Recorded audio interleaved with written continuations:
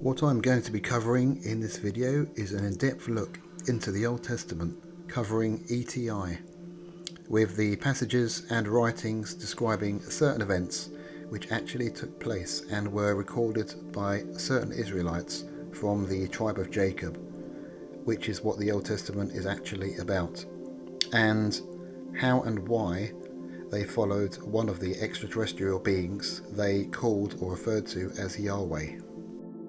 The Old Testament, the first book of the Bible, before Greek and Aramaic, was written in Hebrew, a time where there were many gods or other beings around.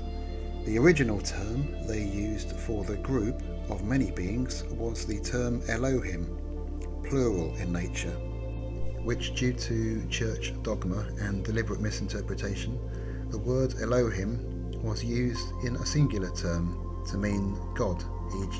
one God, not many. However, we do find certain passages which clearly refers to the God the tribe of Jacob worshipped, which is correctly written as Yahweh Elohim, e.g. the one God from the group of gods worshipped. This also includes the other Elohim who the Egyptians also followed. But who exactly was the being Yahweh? Was he God who created the heavens and the earth in 7 days? Or was he actually a physical being, quite warlike and jealous?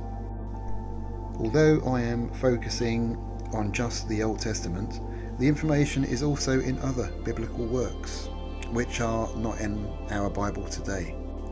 For instance, the Dead Sea Scrolls, discovered in Qumran in 1947 by a shepherd boy. Within the Dead Sea Scrolls is the Book of the Giants, and also information about the Watchers, which are also an important part in this field.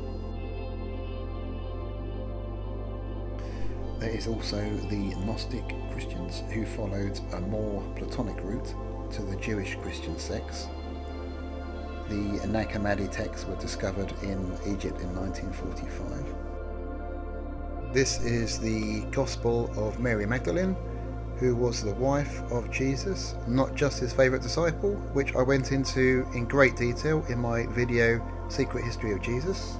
I think people don't actually realise in Dan Brown's novel stroke film, The Da Vinci Code, there are actually concrete facts to back it all up. The Book of Melchizedek. Melchizedek was a priest king of Salem, whom Jesus was from the order of Melchizedek, which is probably a good thing to look up. Again, this goes back to the royal bloodline, San Grail, e.g. King David. Even though the kingdom was split, there were 14 generations between him and Jesus. Zostrianos, associated with Zoroastrianism, with Zoroastra, worshipping the god Ahura Mazda. Monotheism, covered again by the Gnostics.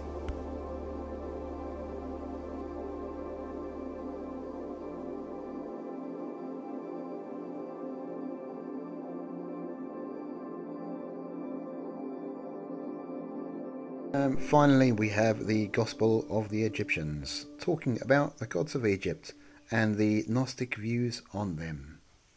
Yes, the Book of the Egyptians from the Bible was also destroyed by the Church.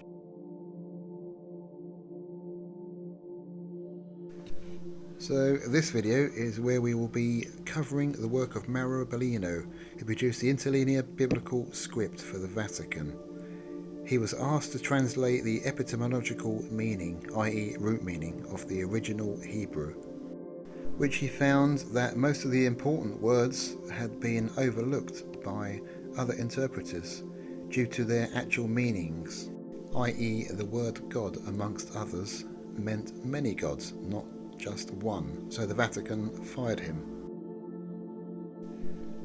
Before we get into depth on the recorded events in the Old Testament, what was going on in the past and who the god or being the Israelites worshipped, I hope you enjoy this 5-minute video recorded not long ago. And I'm very lucky to have Carl Nell here joining me for this conversation. Carl, thank you so much for coming and Anthony and AJ over at SALT, thank you so much for hosting this. So Carl, maybe to begin, can you share a little bit about your background, who you are, and perhaps why people should care what you say? Sure.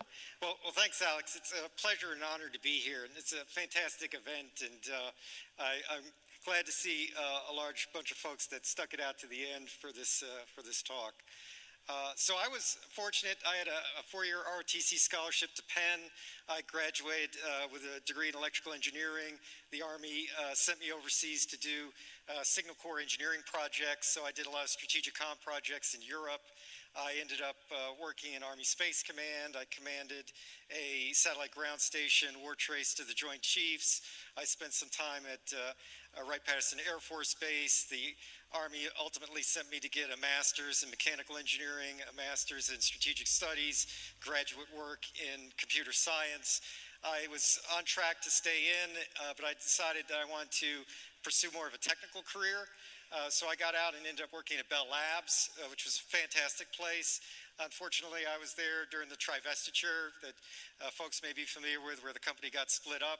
I left Bell Labs and ended up working in Lockheed Missiles and Space. I worked at Northrop Grumman. I've ran strategic technology programs in the defense industry, worked for a lot of the three-letter agencies, ultimately was a deputy chief of staff, or deputy CTO for a $2 billion company. I was a vice president general manager of a Northern Virginia-based R&D firm. I stayed in the military, in the reserve. I commanded at every grade level through brigade. I was fortunate to stand up the Army's newest expeditionary MI brigade. I was the deputy chief of staff for a combatant command. Ultimately, this experience sort of combined to give me the opportunity to come in and advise Army Futures Command, the largest reorganization in the Army Reserve since really 1973, on how the Army could be more effective. And my last assignment was involved with the UAP task force, which maybe is the most apropos for this discussion. And so, Carl, here's the million-dollar question. Do you believe that a higher form of non-human intelligence has visited this planet? Right. So non-human intelligence exists. Non-human intelligence has been interacting with humanity.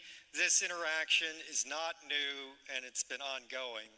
And there are unelected people in the government that are aware of that.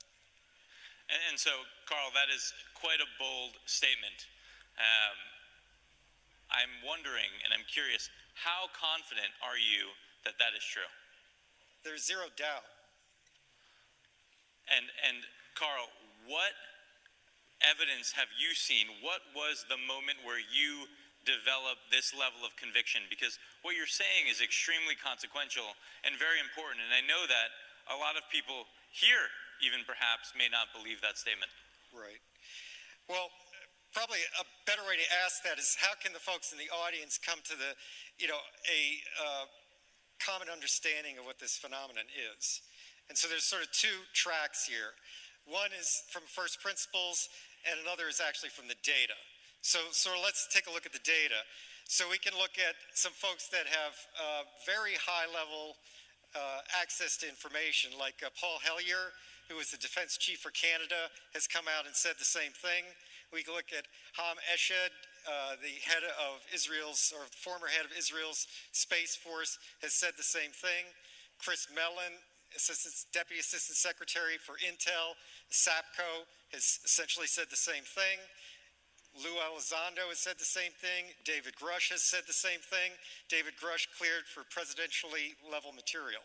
So you're looking at people that are in a position to know this, and they're telling you the same thing.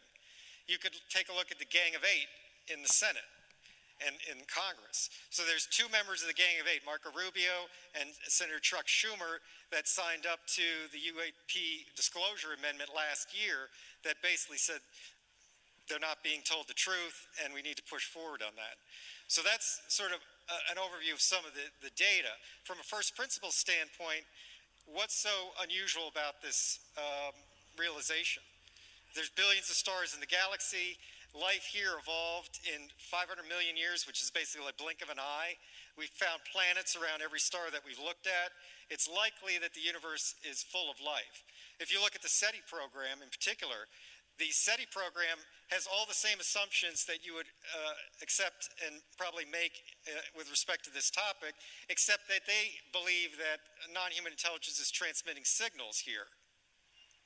But at the same time, like, we're not transmitting signals. SETI doesn't transmit signals, and the only signals that are actually broadcast of high enough power into space for somebody to pick up come from broadcast television and ballistic missile early warning systems, which you could argue our technology is moving away from.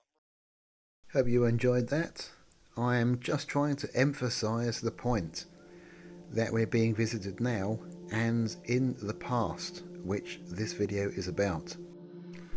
I'll now go through the passages in the Old Testament which most people are probably unaware they even exist. I need to explain that the Old Testament is very male dominant in its nature, and the church throughout its history has pushed this in its writing, even deliberately leaving out certain parts to push their own agenda. We'll start with the workings of Genesis. Genesis 1 verse 1. Beshit bara Elohim e hasha marayim vet aretz. Probably mispronounced that. In the actual Bible it says, in the beginning God created the heavens and the earth. However, the actual translation from direct Hebrew would be, at the beginning of this story of a group of people, i.e. the Israelites, the gods created the heavens and the earth. As we know by now, we are dealing with the story of gods, not the God. As the ancient Israelites would have known from the tribe of Jacob, that most of these stories are taken also from the Sumerian and Akkadian narrative. The original origin story of this verse, I think, isn't about the creation of the heavens and the earth, but from the end of our last ice age, after the comet impacts of the Younger Dryas, when we had to start again, when the earth was covered in darkness and we were given assistance. We will next go into why Yahweh was a physical being, not omnipresent or omnipotent, and show Bible passages that specifically deal with craft being witnessed, actual abductions, and some of the other gods mentioned. I feel I just need to mention that with people's belief systems, I'm not saying there's no afterlife. I'm referring to what the Old Testament talks about. With the afterlife, yes, there is one. I'll go into OBE's, NDE's, the Egyptian Book of the Dead, which is actually called the Book of Coming Forth by Day, and mainly focusing on the Book of Gates, all in another video. Since there is so much obviously to cover, I will only touch on what is essential to know. Genesis contains two creations of man. One by the gods, Elohim, a council of beings, and two by the being referred to as Jehovah, which is Yahweh. We also do not know the time period between these two events which are talked about. We also know the creation epic was a Sumerian and Akkadian story which was also well known at that time. Genesis 1:26, and God said, "Let us make man in our image, according to our likeness, and let them have dominion over the fish of the sea, and over the birds of heaven, and over the cattle, and over all the earth, and over every creeping thing that creeps upon the earth."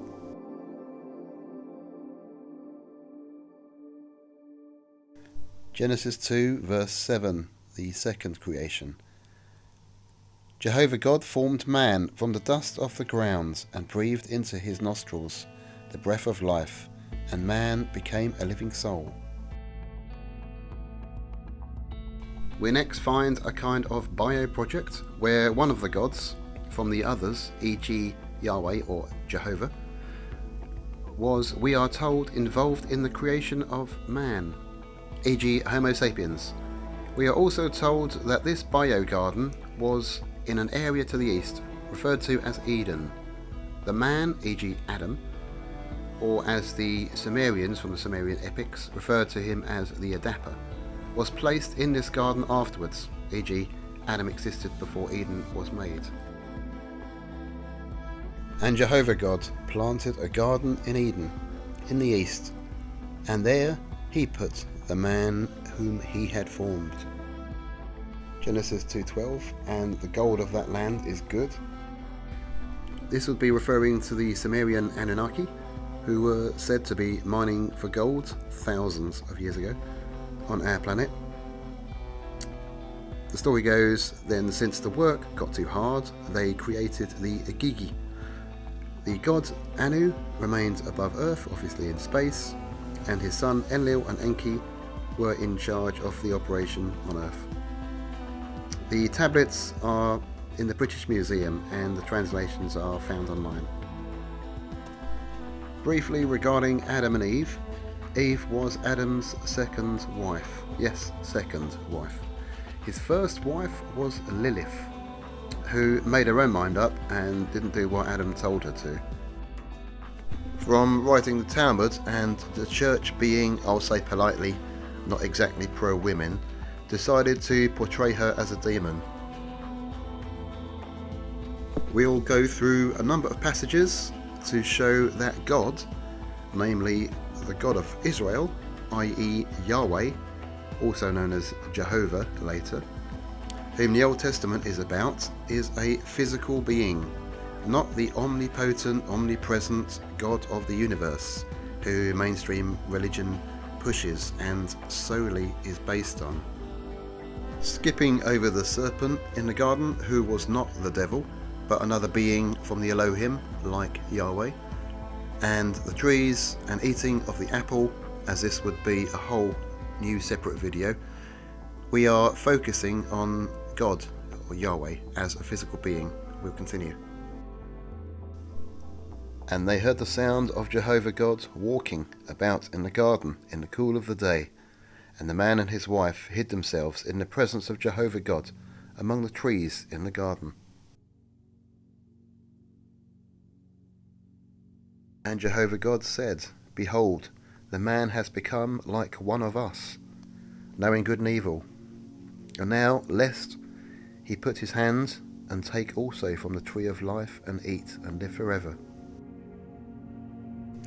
If God is omnipresent, omnipotent, and everywhere, creator of the heavens, how can this make any sense? He is an advanced being. Next, Adam and Eve are expelled from the garden. The text just mentions Adam though.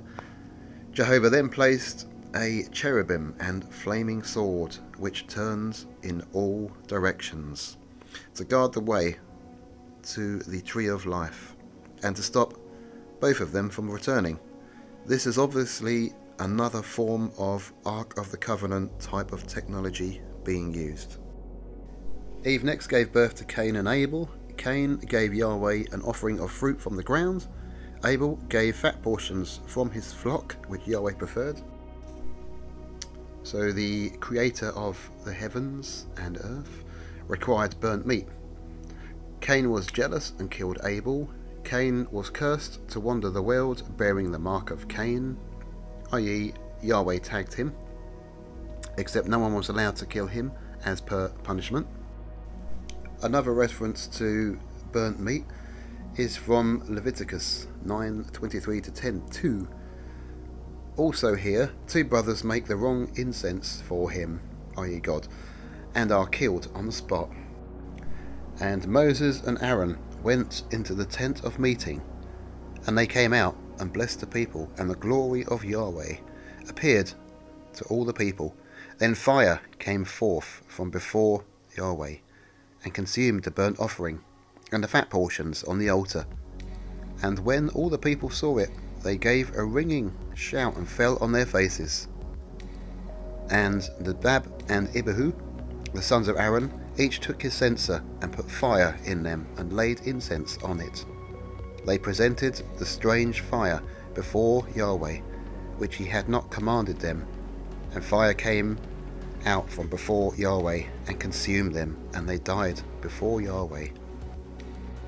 Obviously, the type of incense or smoke Yahweh required or needed had to be of the correct mix. Another verse from Exodus 34:14 states, "For you shall not worship any other god, for Jehovah, whose name is jealous, is a jealous God."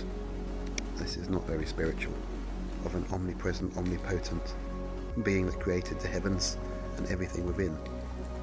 1 Kings 11:33, "Because they have forsaken me, and have worshipped Ashtaroth, the goddess of the Sidonians, and Chemosh, the god of Moab, and Milcom, the god of the children of Ammon, and have not walked in my ways, by doing what is upright in my sight, and by keeping my statutes and my ordinances, as David his father did." Deuteronomy 13:6-10 says, "If your brother, the son of your mother, or your son or daughter, or the wife of your bosom, or your friend, who is like your own soul, you entice, you saying secretly, 'Let us go and serve other gods,' which neither you or your fathers have known, of the gods of the people who are surrounding you, those who are near you, or those who are far from you, from the end of the earth to the other, you shall not yield to him, nor listen to him, nor shall you pity him, neither shall you spare him, nor conceal him, but you must slay him. Your hand shall be first against him, to put him to death, and afterwards the hand of all the people. And you shall stone him with stones so that he dies, because he sought to force you away from Jehovah your God, who brought you out of the land of Egypt, out of the slave house." I think this is enough to emphasize that the God of the Old Testament, e.g. Yahweh and Jehovah, is a physical being who is part of a council of others. Before moving swiftly to the entries of various craft and abductions mentioned, I will close with Psalm 82:1. "Jehovah God stands in the congregation of the gods. He judges in the midst of the gods." We have covered a tiny portion so far of the clues whom the God of the Old Testament actually is. One doesn't have to read the entire book, which I have, to see this as plain fact. As you can see, there is so much to cover, which is impossible to go over in one video. I think the best way to move forward is for me to read only a few of the immense amount of accounts written dealing with flying craft, people being taken up in them, and trying to make sense of their experiences. Regarding the accounts of Genesis, I believe what's being explained, as far as the writers can, is a slight amount of gene splicing, genetic engineering to an already evolving species, i.e. us, by another group of advanced beings, be it from the stars. Now officially been disclosed, and the fact that Sir Francis Crick, with others who discovered the double helix, our DNA strands, said that he believed that in the past it had been manipulated, but redacted this comment after being hounded by his colleagues.